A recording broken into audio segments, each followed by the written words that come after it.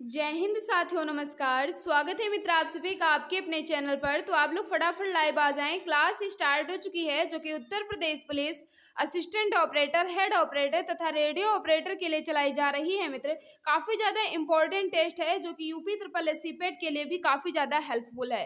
ये हिंदी का test number 68 है। इससे पहले मैंने 67 तक अच्छे से कंप्लीट कर लिया है। अगर आपने नहीं देखा है तो चैनल की प्लेलिस्ट में जाकर क्रमवार अध्ययन कर ले। काफी ज्यादा बेहतरीन टेस्ट चलाया जा रहा है मित्र। तो आज की इस क्लास को सभी भाई बहन मिलकर शेयर कर देंगे और जिस भाई बहन ने अभी तक क्लास को लाइक नहीं किया है प्लीज कर देंगे मित्र। तो बढ़ते हैं क्लास की तरफ और फर्स्ट क्वेश्चन आपके सामने रखते हैं। सभी भाई बहन बताएंगे इसका राइट आंसर क्या हो जाएगा। क्वेश्चन नंबर 51 से स्टार्ट है। क्या पूछ रहा है, क्षणिक का विपरार्थक शब्द क्या है। क्षणिक का विपरार्थक या कहा जाए विलोम जो है ये क्या है। फटाफट बताएंगे सभी भाई बहन सोच समझकर इसका राइट आंसर क्या होगा। क्षणिक का विपरार्थक या विलोम या विरुद्धार्थी जो है ये शाश्वत होता है, यानी ऑप्शन नंबर सी यहाँ बिल्कुल परफेक्ट होगा। जो भी भाई बहन हमारे बता रहे हैं ऑप्शन नंबर सी बिल्कुल सही हो जाएगा। नेक्स्ट आपके सामने मित्र क्वेश्चन नंबर 52, इसका राइट आंसर बताना है। द्रुत गमन करने वाला के लिए एक शब्द है। द्रुत गमन करने वाला के लिए एक शब्द क्या है। फटाफट बताएंगे इसका राइट आंसर क्या हो जाएगा। द्रुत गमन करने वाले को हम एक शब्दों में क्या कहेंगे। तो जो भी भाई बहन बता रहे हैं द्रुतगामी बिल्कुल सही बता रहे हो। द्रुत गमन करने वाले को हम एक शब्द में द्रुतगामी कहते हैं, यानी ऑप्शन नंबर बी यहाँ बिल्कुल सही हो जाएगा। नेक्स्ट आपके सामने मित्र क्वेश्चन नंबर 53, इसका राइट आंसर बताना है। गांठ में बांधना मुहावरे का सही अर्थ है। गांठ में बांधना मुहावरे का सही अर्थ जो है ये किस विकल्प में दिया गया है। फटाफट बताएंगे मित्र इसका राइट आंसर क्या होगा। सभी भाई बहन सोच समझकर राइट आंसर देंगे। तो याद रखना गांठ में बांधना इस मुहावरे का उचित अर्थ जो होता है ये खूब याद करना, यानी ऑप्शन नंबर बी यहाँ बिल्कुल परफेक्ट होगा। जो भी भाई बहन हमारे बता रहे हैं ऑप्शन नंबर बी बिल्कुल सही हो जाएगा। नेक्स्ट आपके सामने क्वेश्चन नंबर 54, इसका राइट आंसर बताना है। 4 दिन की चांदनी मुहावरे का सही अर्थ क्या है। 4 दिन की चांदनी मुहावरे का सही अर्थ जो है ये किस विकल्प में दिया गया है। फटाफट बताएंगे मित्र राइट आंसर क्या होगा। तो याद रखना 4 दिन की चांदनी इस मुहावरे का उचित अर्थ जो है ये क्या होता है, थोड़े दिन का सुख, यानी ऑप्शन नंबर बी यहाँ बिल्कुल सही हो जाएगा। 4 दिन की चांदनी इस मुहावरे का उचित अर्थ जो होता है ये क्या होता है मित्र, थोड़े दिन का सुख, अल्प सुख कहा जाए। ऑप्शन नंबर बी यहाँ बिल्कुल परफेक्ट हो जाएगा। नेक्स्ट आपके सामने क्वेश्चन नंबर 55, इसका राइट आंसर बताना है। हिंदी साहित्य में छंद शास्त्र की दृष्टि से पहली कृति कौन सी है। हिंदी साहित्य में छंद शास्त्र की दृष्टि से पहली कृति कौन सी है। फटाफट बताएंगे सोच समझकर सभी भाई बहन राइट आंसर क्या होगा। तो याद रखना छंदमाला इसका राइट आंसर हो जाएगा।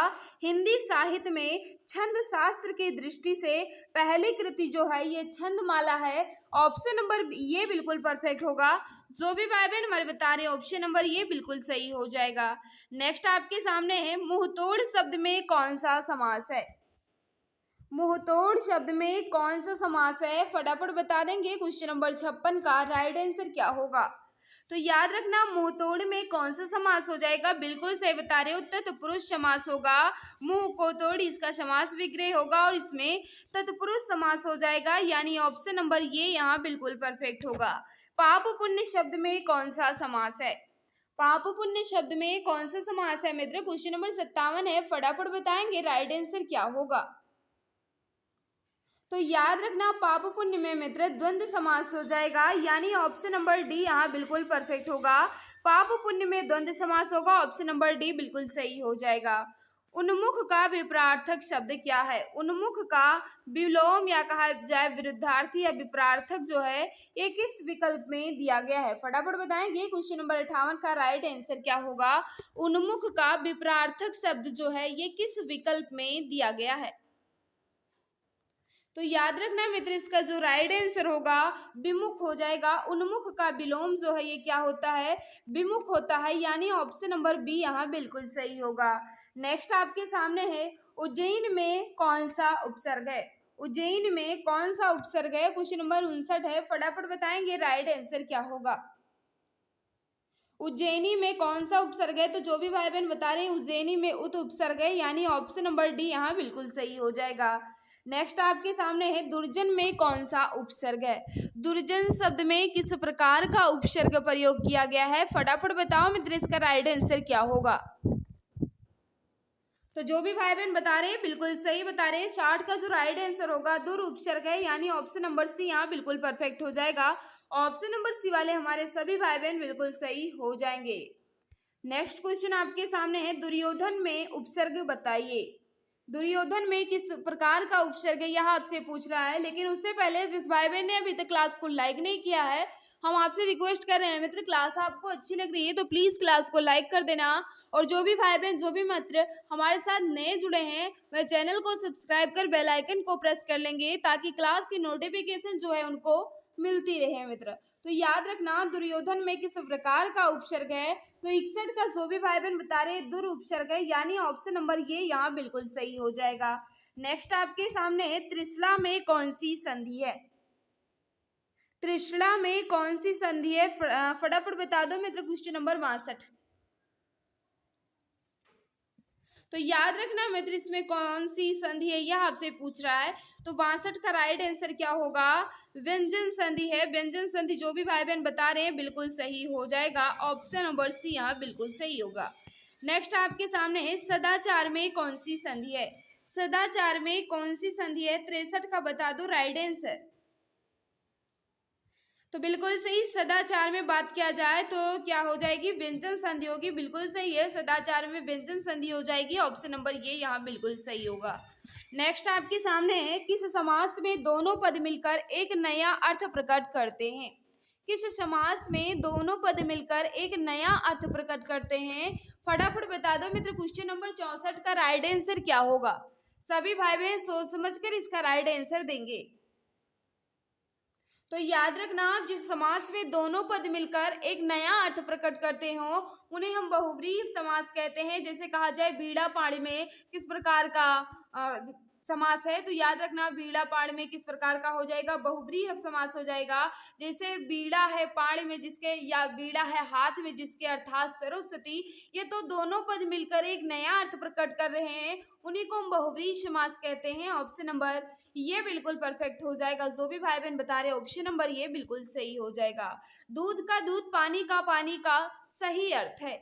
दूध का दूध पानी का अर्थ क्या है? फटाफट बता देंगे। क्वेश्चन नंबर 65 का राइट आंसर क्या होगा? सोच समझ कर बताएंगे सभी भाई बहन। तो याद रखना दूध का दूध पानी का पानी, सही अर्थ क्या होता है? सही न्याय। क्या होता है? सही न्याय या उचित न्याय। ऑप्शन नंबर बी यहाँ बिल्कुल परफेक्ट होगा। दूध का दूध पानी का पानी, सही अर्थ क्या होता है? सही न्याय या उचित न्याय कहा जाए। ऑप्शन नंबर बी बिल्कुल सही हो जाएगा। नेक्स्ट आपके सामने मित्र इसका राइट आंसर बताना है। ठाणे है नो द्रुम डार गहे धनु कांधे धरे कर सहायक ले, उपयुक्त पंक्ति में कौन सा छंद है? ये जो छंद लिखा गया है ये किस प्रकार का है यह आपसे पूछ रहा है। फटाफट बता देंगे सभी भाई बहन सोच समझ कर इसका राइट आंसर क्या होगा। तो याद रखना इसका जो राइट आंसर हो जाएगा सवैया होगा। मात्रा गिन लेना, सवैया हो जाएगा, यानी ऑप्शन नंबर ये बिल्कुल परफेक्ट होगा। नेक्स्ट आपके सामने मित्र क्वेश्चन नंबर 67, इसका राइट आंसर बताना है। फटाफट बता देंगे इसका राइट आंसर क्या होगा। क्या कह रहा है? फटाफट बताएंगे राइट आंसर क्या होगा।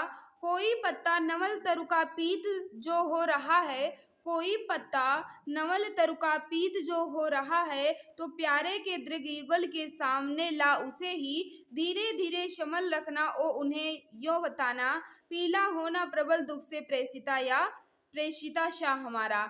इसमें बताना है आपको कि कौन सा अलंकार प्रयोग किया गया है। फटाफट बता देंगे सभी भाई बहन राइट आंसर क्या होगा। फटाफट बता दो मित्र राइट आंसर क्या होगा।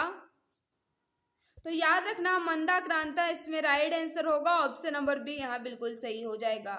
शुद्ध वर्तनी किस शब्द की है? यानी शुद्ध वर्तनी वाले शब्द का चयन करना है। फटाफट बता दो क्वेश्चन नंबर 68 का राइट आंसर क्या होगा। तो याद रखना कौतूहल जो है ऑप्शन नंबर सी में बिल्कुल परफेक्ट रूप से लिखा गया है। नेक्स्ट आपके सामने है मानक हिंदी में पश्चिमी हिंदी की किन ध्वनियों का लोप हो गया है? मानक हिंदी में पश्चिमी हिंदी की किन ध्वनियों का लोप हो गया है? फटाफट बता दो मित्र क्वेश्चन नंबर 69 का राइट आंसर क्या होगा। तो याद रखना द्वित ध्वनियों का लोप हो गया है पश्चिमी हिंदी के अंतर्गत। ऑप्शन नंबर ये बिल्कुल सही होगा। नेक्स्ट आपके सामने है सही वर्तनी वाला शब्द चुने।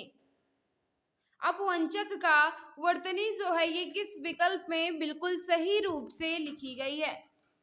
तो याद रखना ऑप्शन नंबर ये यहाँ बिल्कुल परफेक्ट होगा। जो भी भाई बहन हमारे बता रहे हैं ऑप्शन नंबर ये बिल्कुल सही हो जाएगा। नेक्स्ट आपके सामने है हिंदी की उपभाषाओं की संख्या है। हिंदी में उपभाषाओं की संख्या जो है ये कितनी है, फटाफट बताएंगे राइट आंसर क्या होगा। उपभाषा की बात कर रहा है, बोली की नहीं कर रहा है, ध्यान दीजिएगा। तो उपभाषाओं की संख्या जो है ये 5 है, यानी ऑप्शन नंबर डी यहाँ बिल्कुल सही होगा। जो भी भाई बहन बता रहे ऑप्शन नंबर डी बिल्कुल सही होगा। अधीर का पर्यायवाची क्या होगा। अधीर का पर्यायवाची असमानार्थी जो है ये किस विकल्प में दिया गया है। तो व्यग्र, जो भी भाई बहन बता रहे हैं बिल्कुल सही हो जाएगा। ऑप्शन नंबर सी यहाँ बिल्कुल परफेक्ट होगा। अनार का पर्यायवाची है। अनार का पर्यायवाची असमानार्थी जो है ये किस विकल्प में है, फटाफट बताएंगे राइट आंसर। तो याद रखना दाढ़ी मिश का राइट आंसर होगा, यानी ऑप्शन नंबर बी बिल्कुल सही हो जाएगा। उत्कृष्ट का विलोम होगा। उत्कृष्ट का विलोम विपरार्थी या विरुद्धार्थी कहा जाए किस विकल्प में दिया गया है, फटाफट बताएंगे सभी भाई बहन इसका राइट आंसर क्या हो जाएगा। तो बिल्कुल सही है मित्र, उत्कृष्ट का विलोम जो है ये निकृष्ट होता है, यानी ऑप्शन नंबर सी यहाँ बिल्कुल सही हो जाएगा। जो भी भाई बहन बता रहे ऑप्शन नंबर सी बिल्कुल सही होगा। गुणयुक्त किस प्रकार का समास है। गुणयुक्त में किस प्रकार का समास है, फटाफट बता दो। क्वेश्चन नंबर 75 का राइट आंसर क्या होगा। गुणयुक्त में किस प्रकार का समास है, तो बिल्कुल सही गुण से युक्त, ऑप्शन नंबर बी बिल्कुल परफेक्ट हो जाएगा, तत्पुरुष समास है। नेक्स्ट आपके सामने निम्नलिखित में से कौन सिंह का पर्यायवाची नहीं है। सिंह का या शेर का पर्यायवाची जो है ये किस विकल्प में नहीं है, फटाफट बता दो। निम्नलिखित में से कौन सिंह का पर्यायवाची नहीं है। तो याद रखना सिंह का पर्यायवाची शेर भी होता है। क्या होता है मित्र, शेर होता है, शार्दूल होता है, केसी होता है, मृगेंद्र भी होता है, लेकिन तड़ित नहीं होता। तड़ित जो है ये किसका होता है, तो याद रखना विद्युत का होता है, या कहा जाए बिजली का होता है। किसका होता है, विद्युत या बिजली का होता है, लेकिन सिंह या शेर का बिल्कुल भी नहीं होता। ऑप्शन नंबर डी यहाँ बिल्कुल सही हो जाएगा। नेक्स्ट आपके सामने है निम्नलिखित में महादेव का पर्यायवाची शब्द है। महादेव का पर्यायवाची शब्द जो है ये किस विकल्प में दिया गया है। तो याद रखना महादेव का पर्यायवाची क्या होता है, शंकर भी होता है। क्या होता है, याद रखना शंकर भी होता है, और कहा जाए महादेव भी होता है। महादेव तो ऑप्शन में दे ही दिया गया है। और क्या होता है, धूर जट भी होता है। क्या होता है, धूर जट भी होता है, यानी ऑप्शन नंबर सी यहाँ बिल्कुल सही हो जाएगा। ऑप्शन नंबर सी वाले सभी भाई बहन बिल्कुल सही हो जाएंगे। अंशुमाली किसे कहते हैं, तो याद रखना सूर्य को। नेक्स्ट आपके सामने है समन्वय का सही संधि विच्छेद क्या है। समन्वय का सही संधि विच्छेद जो है ये किस विकल्प में दिया गया है, फटाफट बताएंगे इसका राइट आंसर क्या होगा। समन्वय का संधि विच्छेद जो है ये किस विकल्प में सही रूप से लिखा गया है। तो याद रखना सम प्लस अनु प्लस अय, यानी ऑप्शन नंबर सी यहाँ बिल्कुल सही होगा। जो भी भाई बहन हमारे बता रहे हैं ऑप्शन नंबर सी बिल्कुल परफेक्ट हो जाएगा। नेक्स्ट आपके सामने है मित्र 79, इसका राइट आंसर बताना है। चिड़िया आकाश में उड़ रही है, वाक्य में उड़ क्रिया किस प्रकार की है। चिड़िया आकाश में उड़ रही है, वाक्य में उड़ क्रिया जो है ये किस प्रकार की है, सकर्मक है, अकर्मक है, यौगिक है या संयोजक है। फटाफट बता दो मित्र क्वेश्चन नंबर 79 का राइट आंसर क्या होगा। तो याद रखना चिड़िया आकाश में उड़ रही है, उड़ जो है ये अकर्मक क्रिया है। क्या हो जाएगी, अकर्मक क्रिया है, यानी ऑप्शन नंबर बी यहाँ बिल्कुल परफेक्ट होगा। जो भी भाई बहन हमारे बता रहे हैं ऑप्शन नंबर बी बिल्कुल सही हो जाएगा। प्रतिदिन किस समास का उदाहरण है। प्रतिदिन जो है ये किस समास का उदाहरण है, फटाफट बता देंगे सभी भाई बहन इसका राइट आंसर क्या होगा। तो याद रखना प्रतिदिन जो है ये किस समास का उदाहरण है, अव्ययी भाव का। किसका है भाई, अव्ययी भाव का समास उदाहरण है, यानी ऑप्शन नंबर ये बिल्कुल परफेक्ट हो जाएगा। जिसमें पहला पद जो है ये अव्यय हो उन्हें अव्ययी भाव समास कहते हैं। ऑप्शन नंबर ये यहाँ बिल्कुल सही हो जाएगा। नेक्स्ट आपके सामने है मेरे पांचों लड़के शहर में पढ़ते हैं। मेरे पांचों लड़के शहर में पढ़ते हैं, इस वाक्य में पांचों कौन सा विशेषण है? मेरे पांचों लड़के शहर में पढ़ते हैं, इस वाक्य में पांचों कौन सा विशेषण है? फटाफट बताएंगे सभी भाई बहन, इसका राइट आंसर क्या होगा? तो याद रखना 81 का जो राइट आंसर हो जाएगा, पांचों जो है मित्र ये संख्यावाचक विशेषण के अंतर्गत आएगा, यानी ऑप्शन नंबर बी यहाँ बिल्कुल परफेक्ट होगा। तुम्हारे घर में कौन है? तुम्हारे घर में कौन है, इस वाक्य में किस कारक का परसर्ग प्रयुक्त है? तुम्हारे घर में कौन है, इस वाक्य में किस कारक का परसर्ग प्रयुक्त किया गया है? तो याद रखना संप्रदान कारक, यानी ऑप्शन नंबर डी बिल्कुल सही हो जाएगा। जो भी भाई बहन बताने ऑप्शन नंबर डी बिल्कुल सही होगा। क्वेश्चन नंबर 83 आपके सामने है, सभी भाई बहन बताएंगे इसका राइट आंसर क्या होगा। इनमें से कौन द्रव्यवाचक संज्ञा नहीं है? द्रव्यवाचक संज्ञा नहीं है की बात कर रहा है, ध्यान दीजिएगा क्या कह रहा है, इनमें से कौन द्रव्यवाचक संज्ञा नहीं है? तो याद रखना नदी जो है मित्र ये द्रव्यवाचक संज्ञा नहीं है। ये मत समझिए कि नदी में पानी प्रवाहित हो रहा है तो नदी जो है ये द्रव्यवाचक संज्ञा हो जाएगी, बिल्कुल नहीं है। नदी जो है ये जातिवाचक संज्ञा के अंतर्गत आएगी। किसके? जातिवाचक संज्ञा के अंतर्गत आएगी नदी। बाकी तीनों जो है ये द्रव्यवाचक संज्ञा हो जाएंगे। पानी, सोना, तेल जो है ये द्रव्यवाचक संज्ञा होगी, जबकि नदी जो है ये जातिवाचक संज्ञा हो जाएगी। अगर नदी का नाम ले लिया जाएगा जैसे गंगा, गोदावरी, ब्रह्मपुत्र, तब ये व्यक्तिवाचक हो जाएगी, लेकिन स्पेशल नाम नहीं बताया जा रहा है, केवल कह रहा है नदी, तो नदी जो है ये जातिवाचक संज्ञा हो जाएगी मित्र। नेक्स्ट आपके सामने निम्नलिखित में से कौन जातिवाचक संज्ञा है? अब आपसे पूछ रहा है इसमें जातिवाचक संज्ञा कौन है, फटाफट बताएंगे राइट आंसर क्या होगा। सभी भाई बहन सोच समझ कर बता दो क्वेश्चन नंबर 84 का राइट आंसर क्या होगा। तो याद रखना जातिवाचक संज्ञा जो है भाई जो है मित्र ये जातिवाचक संज्ञा हो जाएगी, क्योंकि भाई जो है सबका भाई, आपका भाई भी, मेरा भाई भी, सभी का भाई भाई होता है। लेकिन स्पेशल कह दिया जाए कि मोहन का भाई, तब वो व्यक्तिवाचक हो जाएगा। लेकिन कहा जाए केवल भाई, तो ये जातिवाचक संज्ञा के अंतर्गत आएगा, यानी ऑप्शन नंबर सी बिल्कुल परफेक्ट हो जाएगा। महाभारत जो है ये भी क्या हो जाएगा, व्यक्तिवाचक संज्ञा होगा। जापान भी क्या हो जाएगा, व्यक्तिवाचक संज्ञा हो जाएगा। और लोहा की बात की जाए तो ये द्रव्यवाचक होगा, क्या होगा, द्रव्यवाचक संज्ञा हो जाएगा मित्र। लेकिन आपसे यहाँ क्या कह रहा है, जातिवाचक संज्ञा, तो याद रखना भाई जो है मित्र ये जातिवाचक संज्ञा के अंतर्गत आ जाएगा। नेक्स्ट आपके सामने निम्न में से कौन सा तत्सम नहीं है? तत्सम नहीं है आपसे पूछ रहे हैं, यानी तद्भव है। फटाफट बता दो क्वेश्चन नंबर 85 का राइट आंसर क्या होगा। सभी भाई बहन सोच समझ कर इसका राइट आंसर बताना। तो याद रखना मित्र तत्सम नहीं है, यानी आम जो है ये तत्सम नहीं है, तो क्या है, तद्भव है। क्या है मित्र, तद्भव हो जाएगा। आम जो है ये तद्भव है, ये तत्सम नहीं है। इसका तत्सम रूप क्या होता है, आम्र होता है। क्या होता है, आम्र जो है ये तत्सम हो जाएगा, और आम जो है ये तद्भव होगा। क्या हो जाएगा, तद्भव हो जाएगा। तो ऑप्शन नंबर सी यहाँ बिल्कुल परफेक्ट होगा। नेक्स्ट आपके सामने है दुग्ध तत्सम शब्द का तद्भव रूप क्या होगा। दुग्ध जो है ये तत्सम शब्द है, इसका तद्भव जो है ये क्या होगा, फटाफट बताएंगे इसका राइट आंसर। क्वेश्चन नंबर 86 है, सोच समझ कर बताओ। तो याद रखना दूध जो है ये तत्सम है, और दुग्ध जो है मित्र ये तत्सम है, दूध जो है ये तद्भव है, यानी ऑप्शन नंबर बी बिल्कुल परफेक्ट होगा। जो भी भाई बहन हमारे बता रही हैं ऑप्शन नंबर बी बिल्कुल सही हो जाएगा।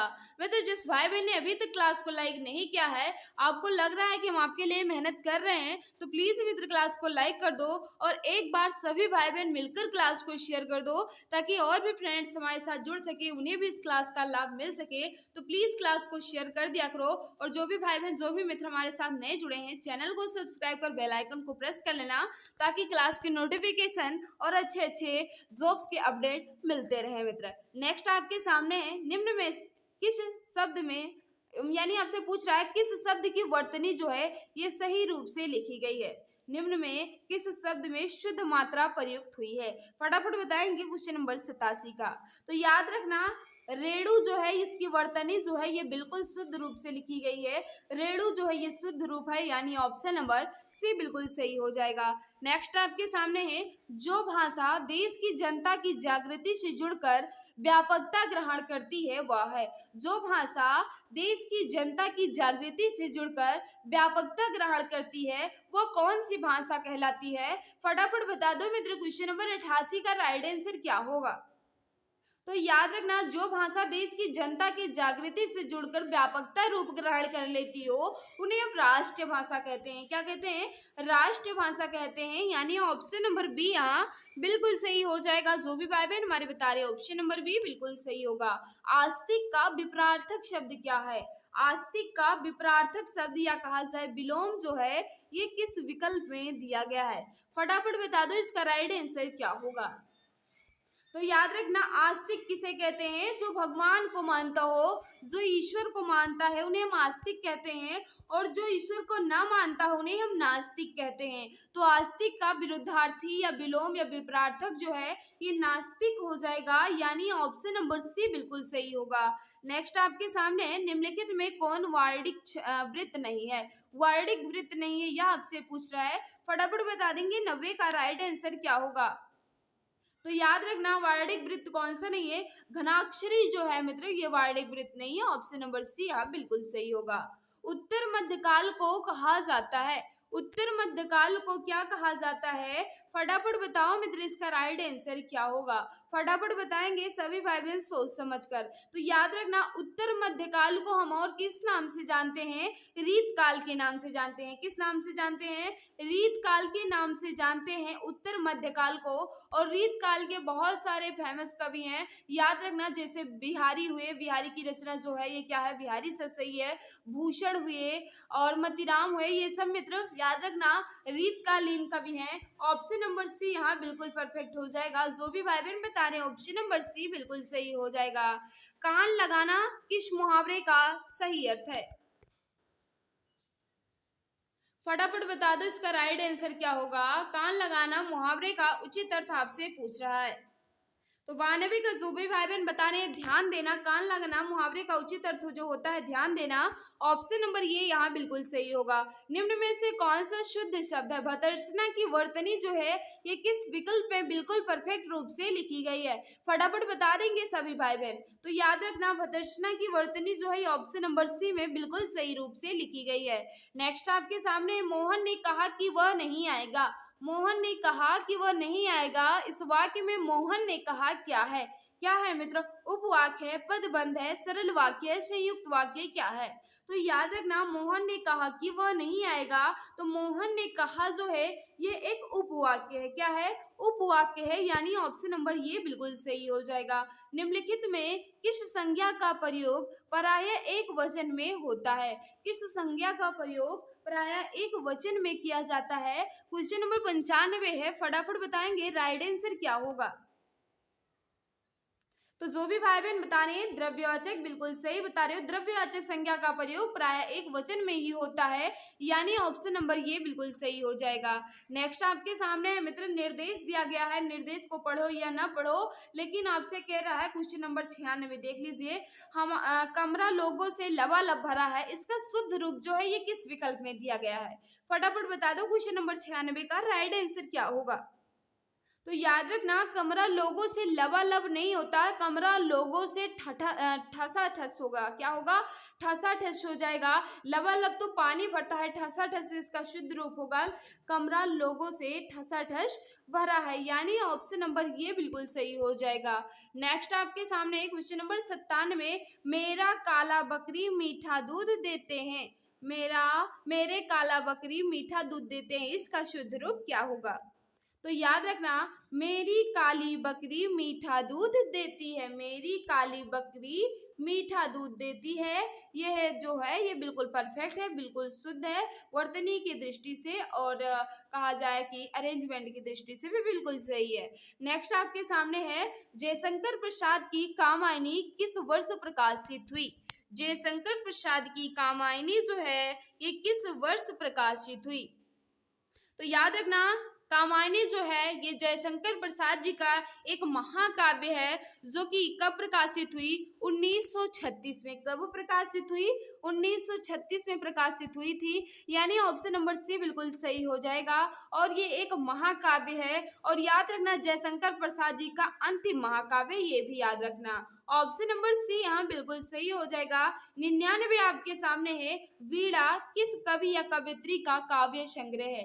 वीणा जो है ये किस कवि या कवित्री का काव्य संग्रह है, फटाफट बता देंगे। 99 का राइट आंसर क्या होगा। तो याद रखना मित्र, वीणा जो है, पल्लव जो है, ये सुमित्रा नंदन पंत जी की रचना है। वीणा हुआ, पल्लव हुआ, ये सब किसकी रचना है, सुमित्रा नंदन पंत जी का काव्य संग्रह है। ऑप्शन नंबर ये यहाँ बिल्कुल सही होगा।